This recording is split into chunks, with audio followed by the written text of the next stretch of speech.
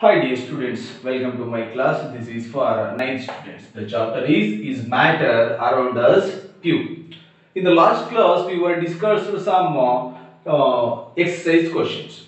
In this class also I am going to continue the exercise questions. Okay. So now the question number is 4.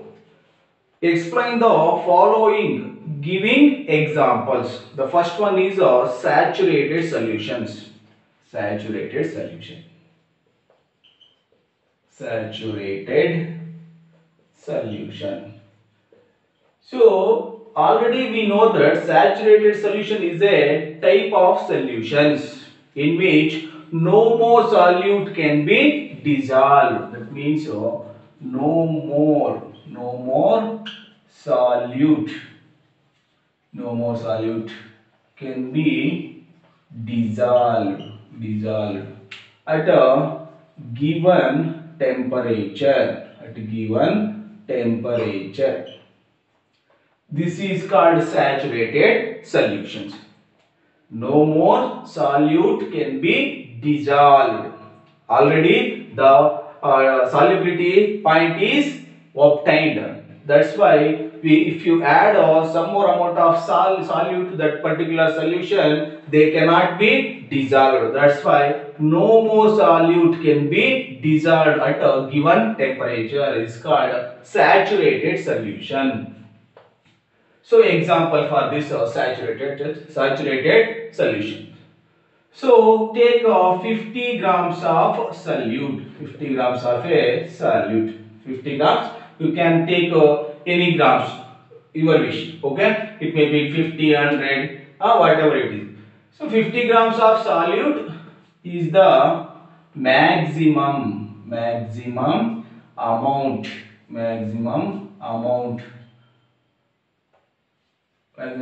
of maximum amount dissolved in 100 grams of water. 100 grams of water. So the capacity of solute is 50 grams. This 50 grams is enough for prepare the saturated solution of some particular solution. So it will lead. So then we get 150 gram of saturated solution. 150 grams of saturated solution. Take 50 grams of sugar, solute as sugar and solvent as water. Okay, this is about saturated solutions. Next is pure substance. Pure substance.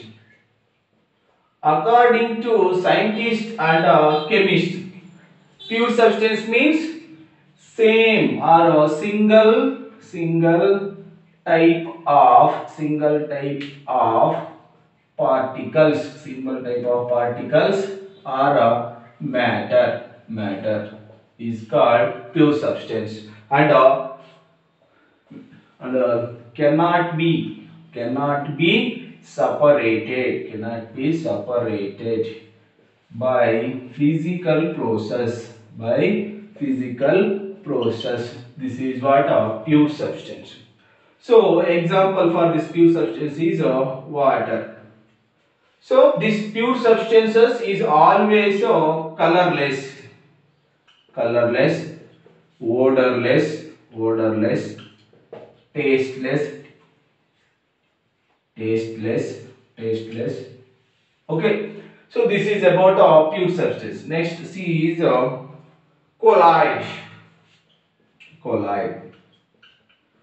Colloid is a heterogeneous mixture. It is a heterogeneous mixture. In this particles are very small. So that is cannot see through naked eyes.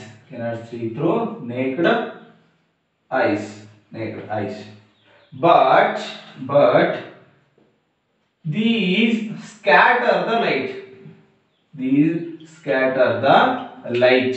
These scatter the light. So the dispersed phase and dispersed medium. The particles are dispersed phase, and the medium, the what they are spread in that medium we call as dispersed medium. The colloids example is milk, fog, etc. Okay, this is about colloids. Next, D is suspension. Suspension. Suspension. So this suspension is also a heterogeneous mixture. Heterogeneous mixture. Heterogeneous mixture. When compared to colloids, the particle size is more than 100 nanometer. In this colloids, the particle size is less than or in between 1 to 100 nanometer in colloids particle size. In this suspensions, particle size is more than 100 nanometer, and these are can be see through naked eyes. Naked eyes. These particles are we can be seen through our naked eyes. Okay, and if you left undistributed or undisturbed, they are settled. They are settled. They are settled at bottom. Settled at bottom. So that means if you undisturbed for some time, these solid particles are settled at the bottom of the beaker, but in colloids they cannot settle at the bottom. This is the main differences of colloids and suspensions. Okay, so examples for suspensions: mixture of sand and water. Okay, this is the best example for suspensions. This is all about fourth question: saturated solutions, pure substance, colloids, and suspensions. Okay.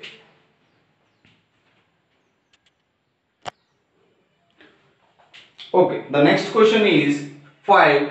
Classify each of the following as homogeneous and or heterogeneous mixtures. We have soda water. Fifth question. Soda water. Wood,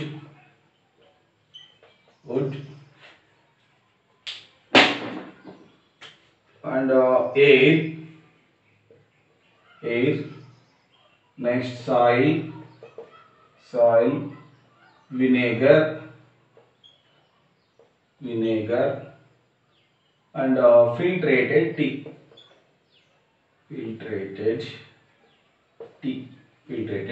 These are the mixtures. From these mixtures, we have to identify which one is homogeneous and heterogeneous. So this is soda water. If you observe carefully, the soda water belongs to homogeneous mixtures. Wood is a heterogeneous. Air is also homogeneous.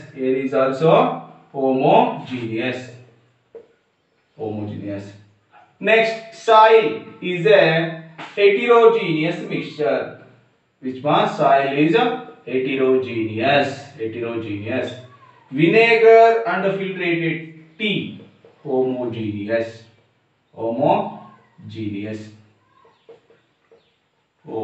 Do you know what is meant by homogeneous and heterogeneous? Homogeneous means uniform concentrations.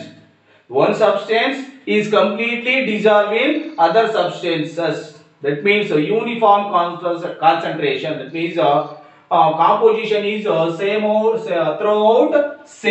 throughout same. This is what homogeneous. Heterogeneous means one compound cannot dissolve completely to other. That means non-uniform composition. So example for homogeneous, soda water. Example for heterogeneous, soil. So soil contains sand particles, small stones, and sand. So that's why this is heterogeneous. So the next question is 6. How do you confirm that a colorless liquid given to you is pure water?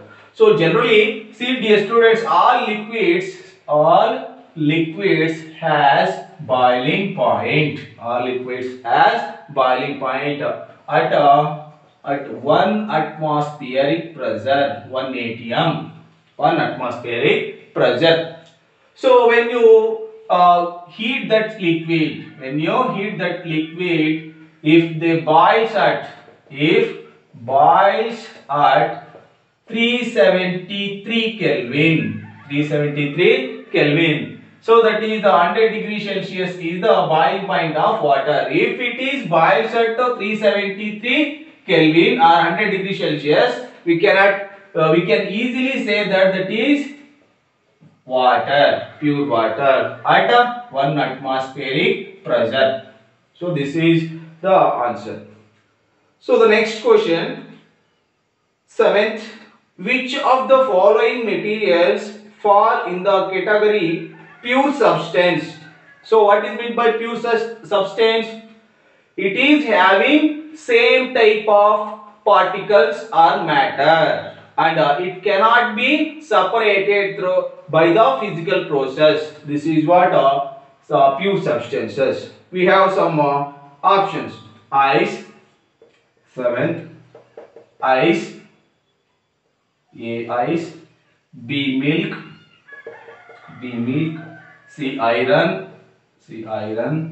and D hydrochloric acid, HCl, E calcium oxide, CaO2, and F is mercury, Hg, and G is brick, and H is wood, and I is air. From this we have to select the pure substances. We know that elements, that is metals, are pure substances. That's why iron is a pure substances. Next, ice. That ice contains H2O. So molecular formula of ice, that means it is, if ice is transparent, that is we call as pure. If water is in white color, that water has some impurities. So here ice comes under a pure substance. So the next is HCl is also a pure substance, calcium oxide is also a pure substance, and this mercury is also pure substance. Remaining are mixtures. The next question is 8. Identify the solutions among the following mixtures. In that we have some mixtures. In that mixture we have to identify the solutions. What is meant by solutions? Simply solute plus solvent. Solute plus solvent, we get the solution. So the clear definition for the solution: it is a homogeneous mixture of two or more non-reacting components. It is a homogeneous mixture of two or more non-reacting components is called solution. Okay, so we have some options. So soil, seawater, next air, coal, and soda water. From this we have to identify the solutions. Is there soil is solutions? No, because this soil is a heterogeneous mixture. Why? Because this soil contains small stones. Okay, that's why this is heterogeneous. Seawater. Of course, seawater is a solution. Why? These salts or some any other minerals, these are completely dissolved in that seawater. That means seawater is a homogeneous mixture, and the salts present in the seawater, they are cannot reacted one another. They are just physically mixture. Okay, that's why this seawater is a homogeneous, and that's why this is solution. So air is also a solution. Air is also a solution.